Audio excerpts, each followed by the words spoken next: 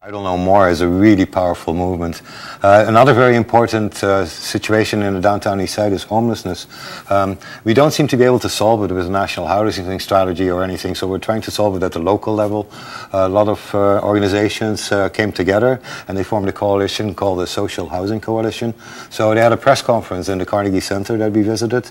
It's a really interesting group of speakers. Some of them have been active for a long, long time. There's Jean Swanson, Wendy Pedersen, there's Karen Ward, who else did we interview? Ellen Woodwards. Well, there was quite a few people that we interviewed. We couldn't put them all on the tape, but anyway, follow this movement. I think it's going to be powerful. We got some really good people together there, and we're interested to see will come of it. So that's next. And as we're saying, this is just the tip of the iceberg. When I walked here today from just a few blocks down from Abbott Street, we challenged today senior governments, especially in the context of our provincial election, we challenged senior governments to change that game and to build social housing, 10,000 units a year, to ease the crisis that we face. Suzanne, so you're with the... I'm with No One Is Listening. 100,000. Are you part of this coalition there? Yeah. So what do you feel is happening to the immigrant population? As far as housing goes? Well, while doing the research, one of the things we found was that that immigrants, especially new immigrants and migrants, are actually very well represented in the hidden homeless population. What generally happens with immigrants is that they make use of their informal networks and their community and cultural networks. And what you'll find is that a lot of immigrants are in crowded housing and unhealthy conditions. Okay, we're standing here on the battle line in the downtown east side, and we're stopping gentrification at Carroll Street at the Pigeon restaurant. Pigeon needs to close, and no more high-end restaurants should open in this neighborhood, and no more condos should open until the housing and the other needs of the residents in this community are met. There's 5,000 people that are at risk of displacement because of these places that bring more speculation, land value increases, rents for everybody goes up, hotels convert, people who can afford to pay $800, $1,000, $1,200, $2,000, $3,000 a month are moving in. That needs to end. That's why we're here. Sid Tan is a board member of the Downtown Eastside Neighborhood Council. Sid, is it all bad? I mean, is there not some possibility that an increase in population in this neighborhood could maybe increase the amount of funding available for social housing and reanimate some parts of this community that have perhaps fallen away? No, of course it's not all bad. But what is bad is that the assets and the needs and the tenure of low-income residents of this area have not been secured. There was no social impact study.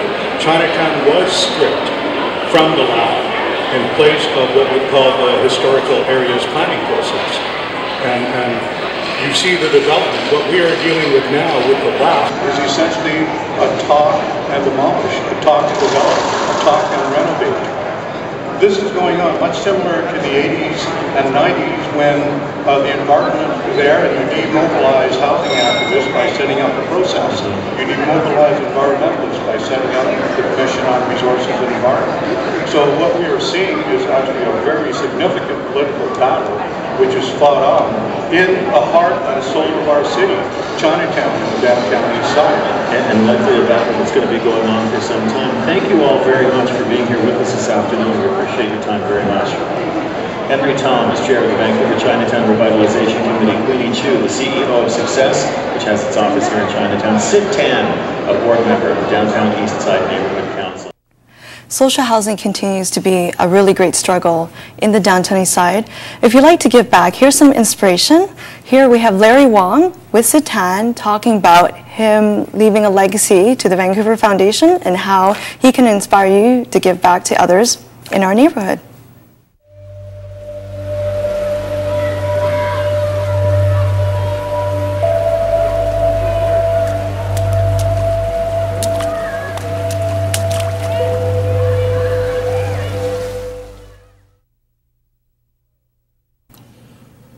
Hello and welcome to W2TV, shamelessly promoting our friends and community. And here we have one of our favorite friends from one of our favorite communities, Larry Wong. Welcome to the show, Larry. Thank you. It's a real pleasure to be here. It's a pleasure to have you here on Chinese New Year's Day to do this show. And I just want people out there to know that Larry is a founding director of the Chinese Canadian Historical Society of British Columbia and also a public historian. But we're here to talk about something which is a great story to begin the new year off with, the Lunar New Year.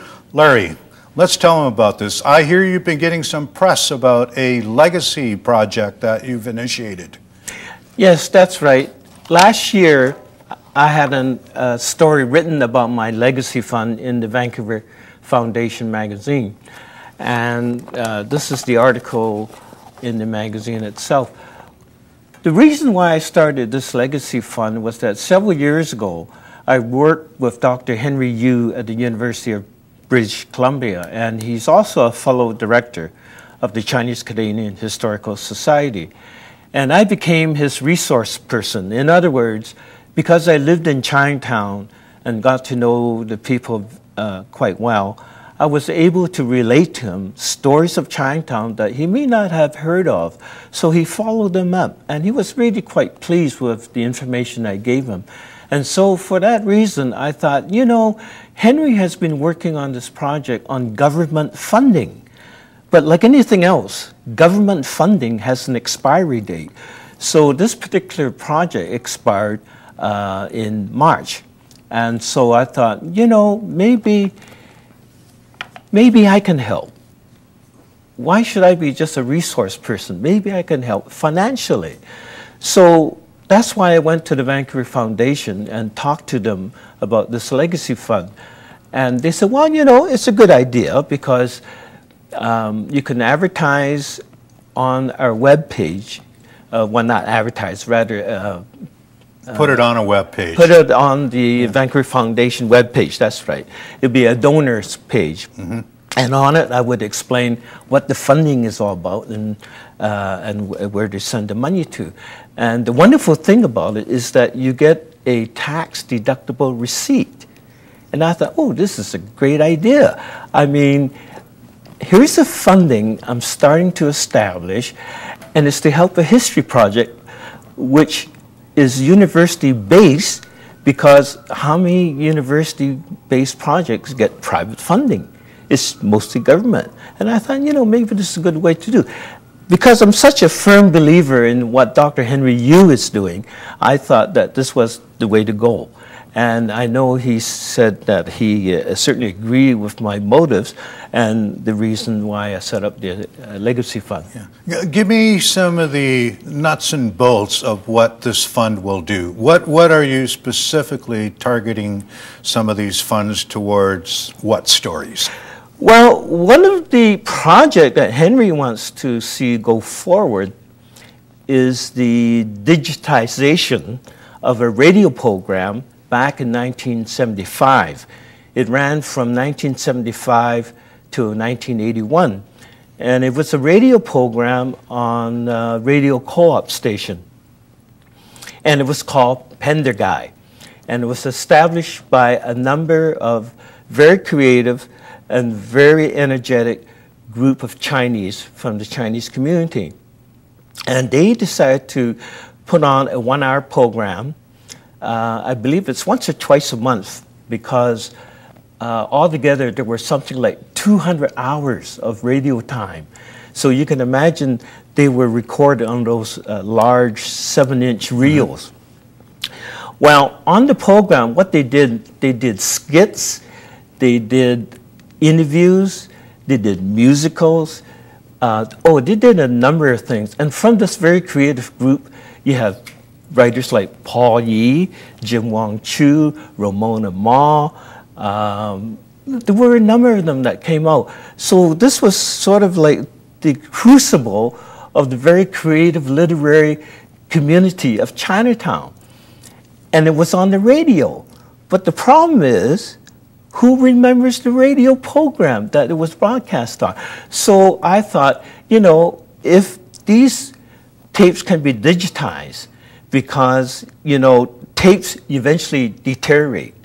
And so Henry was able to acquire at least 200 hours of these tapes. Now, it's not only includes all the broadcasts, but the tapes of sound effects, interviews that were not aired in the final version.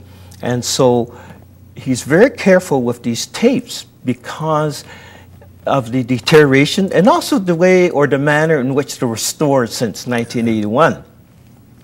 So he wants to proceed very cautiously, and he wants to have enough funds so that he can sort of determine the state of the tapes, whether they're viable to digitize.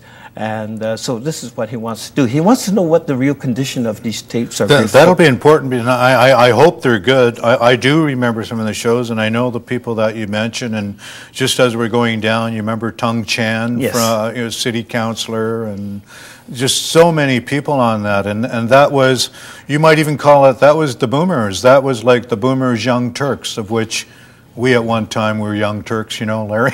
Yes. Oh, yes.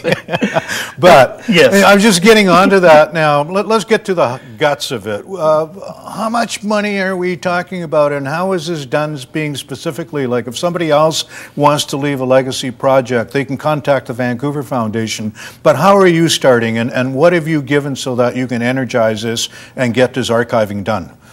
Well, according to the Vancouver Foundation, if my fund reaches the $10,000 amount, Dr. Henry Yu can start dipping into it and start the project. But my long-range goal of this funding is to not wait, but until I pass on, and then whatever I have in terms of property would be in the fund. And so I think it would suffice to fund whatever project Henry has in mind. You mean we gotta wait until you kick off before we can start doing this? Why not? No, I get it. I hope you're around for a long time. It's just thinking about like, holy cow, we can't start working on this. Yeah. So the idea then is to get some other people to ante up 10 grand now, right? Exactly, yes. Yeah, so yes. How would they do that? Well, there's a website at Vancouver Foundation, and it's www.vancouverfoundation.ca/Larry Wong. And that would take the viewers to my donors page. And you can donate right on screen, and in time you would get a tax-deductible receipt, which is the most important part of it. You get a tax-deductible receipt. And it all helps a project I think is very important in preserving the history of Chinatown. Yeah. I come from the Lower Hillside spawn. I just have to ask you this. Do you get the tax receipt now? Yes. You get the tax receipt now? Yes. For money you're not going to give away until you... Yes. That sounds great. It's a wonderful sounds good to me. Okay, and the other thing, I should repeat that, folks. That's www.vancouverfoundation.ca/Larry Wong to check out on how you can get a tax receipt now for money you don't have to give up until you pass on. Yes. To do a project. You can start now if you can get 10 grand. Yes. That's what we're all about now. Trying to get that 10 grand, definitely. Right? Yes, it is. You bet.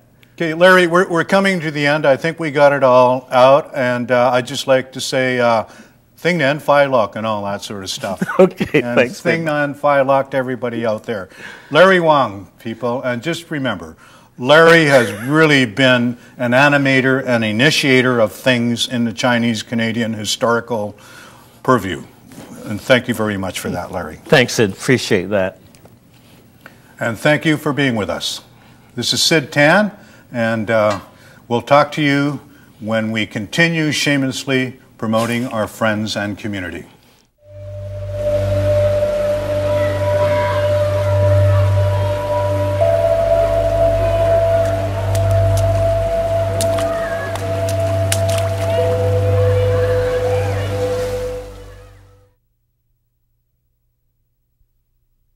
Well, folks, that concludes our show for today.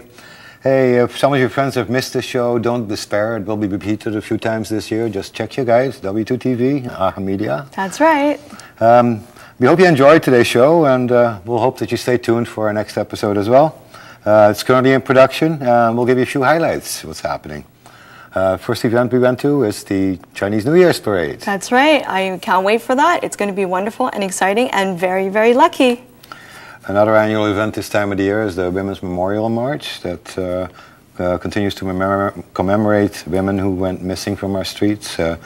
These were our street sisters, mothers, sisters and friends, and suddenly disappeared from our midst, and often under mysterious circumstances. A lot of these are still unsolved. But they'll always be remembered in our hearts. That's true. We have the coverage of an event at the Maritime Labour Centre from February about food security. This is really a global concern, but we'll address it on a local level. That's right. It affects us on a very hyper-local level in our neighborhood. And of course, our community is so active with myriads of events. There's so much activism going on. There's so many artists in our community. I'm sure we'll find a few more events to cover, so let that be a surprise. So we hope to see you all next week. And for now, Gung Hei Fat Choi. Gung Hei Fat Choi. I'm April Smith. And Hendrick Beune. The snakes. Yeah, we didn't have time to fit in the green snake. Yeah, well, we can always talk about it. I worked on that actually, you know, like in the country where I come from, we use willows too. Calling you to express your views, W2TV Vancouver. Calling you to express your views, W2TV Vancouver. Calling you to express your views, W2TV Vancouver. Calling you to express your views. W2TV.